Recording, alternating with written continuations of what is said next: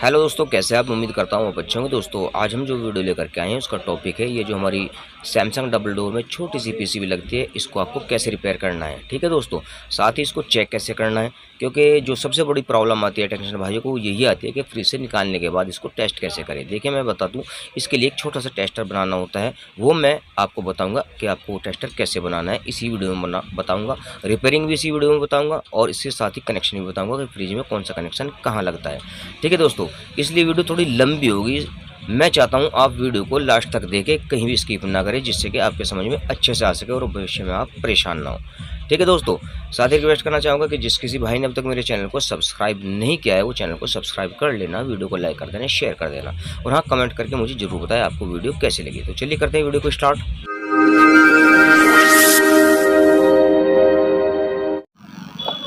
देखिए दोस्तों, सबसे पहले मैं इस पीसी के बारे में आपको बता दूं कि कौन सा पार्ट्स क्या वर्क करता है और कहाँ लग रहा है। ठीक है दोस्तों, ये देखिए, ये जो बड़े वाली रिले है ये कंप्रेसर के लिए, छोटे वाली रिले हीटर के लिए है। ठीक है दोस्तों, ये ट्रांसफार्मर लगा है जो हमारी पीसीबी को पावर देता है, करंट देता है, जिससे ये वर्क करती है। ठीक है दोस्तों, ये इसकी माइक्रो कंट्रोलर ऐसी है जो इस पीसीबी पर वर्क कराते हैं, इस पीसीबी को बताते हैं, आपके फ्रिज को बताते हैं कब इसको क्या करना है। ठीक है दोस्तों, ये फ़िल्टर लगा हुआ है जो आपके करंट को फ़िल्टर करता है। इस वाले जैक पर आपके सेंसर और रोटरी के कनेक्शन होते हैं। ये वाला जैक एलईडी के लिए है, 12 वोल्ट की इससे सप्लाई मिलती है एलईडी के लिए। इस वाले जैक में आपको नज़र आ रहे होंगे 4 पिन। ठीक है दोस्तों, अब मैं बता दूं इसके ऊपर क्या क्या लगेगा। देखिए, सबसे पहला वाला पॉइंट आपका न्यूट्रल के लिए है, दूसरा वाला पॉइंट आपका फेस के लिए है और तीसरा वाला पॉइंट आपके हीटर के लिए है और चौथा वाला पॉइंट आपका कंप्रेसर के लिए है। ठीक है दोस्तों, ये देखिए, ये पीसीबी मैंने रिपेयर कर दी है। ये ट्रैक इसका जल गया था, यहाँ से मैंने एक जंपर कर दिया। साथ ही टेक्नीशियन भाई ने ये जैक निकालते हुए यहाँ से प्रिंट उखड़ गया था, उससे ये भी मैंने एक जंपर कर दिया है। आपको नज़र आ रहा होगा एक ही स्विच। ठीक है दोस्तों, ये सिलेक्टर टाइम सिलेक्टर स्विच होता है। आपको मैं दिखा दूँ, 8 आवर्स लिखा हुआ है और 9 आवर्स। ठीक है दोस्तों, ये टाइम सिलेक्टर स्विच है।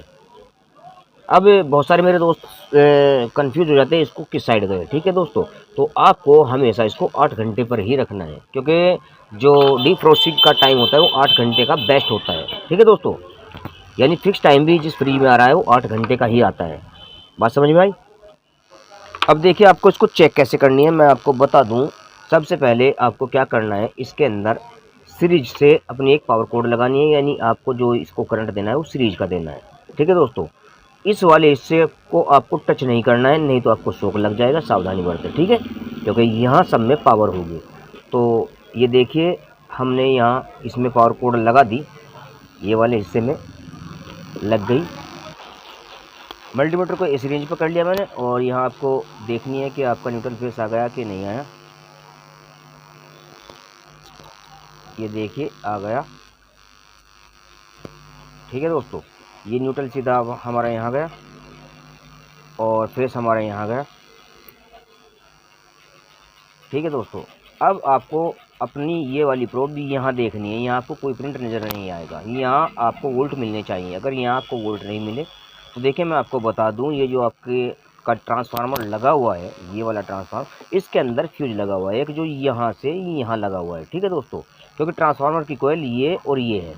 ठीक है, तो यहाँ से एक फ्यूज लगा हुआ है। अगर आपका करंट यहाँ से यहाँ आप मेजर कर रहे हो नहीं आपको मिल रहा है, तो आपको ये फ्यूज अपना देखना है। ठीक है दोस्तों, ये 4 रेक्टिफायर लगे हैं जिसके द्वारा ब्रिज बनाया गया है, जो ट्रांसफार्मर का जो आउटपुट में एसी करंट है उसको डीसी में कन्वर्ट कर देगा, जो हमें यहाँ इस फिल्टर पे प्राप्त होना चाहिए, लगभग 20 वोल्ट।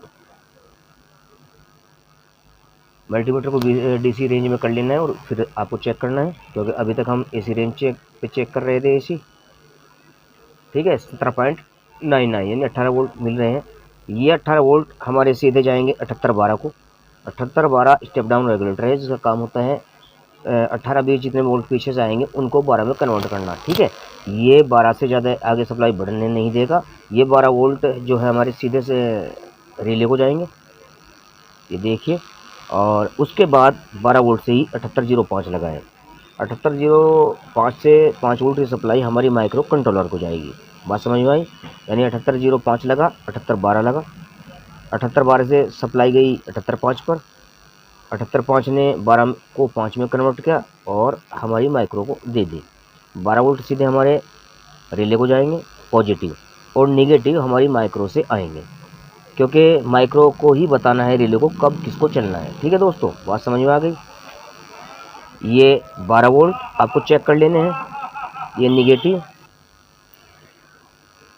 ये यहाँ 12 इसने आउट कर दिए, ये 12 हमारे 7805 पर आ गए, वो सॉरी 5 निकाल दिए, ये इसकी इनपुट पिन है और 7805 की, और ये आउटपुट पिन 5 वोल्ट आ गए। अब मैं इसको चेक करके दिखाता हूँ आपको, चेक करनी कैसे करनी है। देखिए ये मैंने एक जुगाड़ बनाया है, जिसको मैंने पहले ही बताया था, मैं एक डायग्राम के द्वारा आपको बताऊंगा आपको कैसे बनाना है।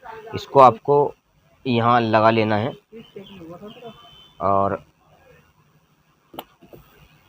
तो आपको अपना ये सिलेक्टर स्विच भी चेक कर लेना है। ठीक है दोस्तों, सिलेक्टर स्विच पर आपके 5 वोल्ट आने चाहिए। अगर 5 वोल्ट आपके सिलेक्टर स्विच पर इस साइड आ रहे हैं, इस साइड नहीं आ रहे, तो यहाँ से आपको एक जंपर कर देना है। ठीक है दोस्तों, तो फिलहाल हम इसे आपको चेक करके दिखा दें। उसके लिए मैंने एक बल्ब लिया है 100 वाट का। तो जैसे कि मैंने आपको पहले बताया था, ये वाला हमारा जो पॉइंट है ये हीटर के लिए है, और सबसे नीचे वाला पॉइंट हमारा कंप्रेसर के लिए है।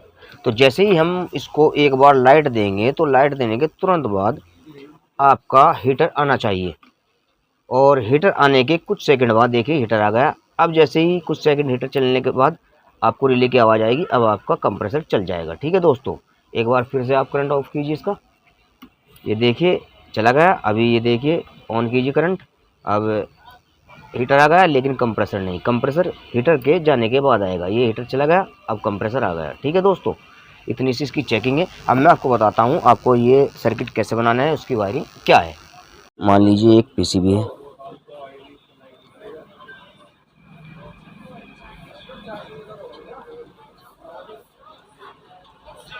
यहाँ इसमें ये बड़े वाला सॉकेट है जिसके अंदर 4 पिनें हैं। ठीक है दोस्तों, इसमें पहली दोनों पिनें जो होती है लाइन की होती हैं, एसी की। ठीक है दोस्तों, एक न्यूट्रल एक फेस, और ये जो तीसरा नंबर होता है ये इसमें हीटर के लिए होता है, जो हमारे फ्रिज का हीटर है उसका एक तार हीटर को चला जाएगा, यहाँ से जाएगा, और ये होता है हमारा कंप्रेसर के लिए, यहाँ से कंप्रेसर को आ जाएगी। ठीक है दोस्तों, अब यहाँ इसमें जो छोटे वाला जैक है ऊपरले सिरे पे देखिए ये वाला। ठीक है दोस्तों, इससे जो वायर जाएगी वो हमारे फ्रिज में जो एलईडी है उसको जाएगी। ये 12 वोल्ट की सप्लाई होती है यहाँ, तो एलईडी के लिए ये सप्लाई होती है। ठीक है दोस्तों, अब ये जो हमारे यहाँ जैक है इसमें हमारे 4 पॉइंट है, 1 2 3 4, ये वाला। ठीक है दोस्तों, अब इसकी वायरिंग कैसे होगी देखिए। हमारे फ्रिज के अंदर 2 सेंसर होते हैं, दोनों सेंसरों में 2 तार, इस तरह 2 तार होते हैं, और एक होता है इसके अंदर रेगुलेटर। ठीक है, एक होता है रेगुलेटर, इसके भी 2 तार होंगे घुमाने वाला वॉल्यूम टाइप। ठीक है, तो क्या होगा देखिए हमारी पीसीबी में ये जो नीचे वाला पॉइंट होता है ये वाला, कुछ पीसीबी में यहाँ मार्क भी होता है, आपको मिलान कर लेना है, ये हमारा ग्राउंड का होता है। ठीक है, तो करना हमें क्या है देखिए, एक वायर ग्राउंड इसकी गई, एक वायर इसकी गई, और एक वायर इसकी गई। ठीक है, यानी दोनों सेंसरों की और रेगुलेटर की एक एक वायर ग्राउंड हो जाएगी। ठीक है, अब 3 वायर बची, इस सेंसर की जाएगी इस पिन को, दूसरे सेंसर की जाएगी तीसरी पिन को, और रेगुलेटर जो हमारा लगा था जो रोटरी है घुमाने वाली वो चौथे को चली जाएगी।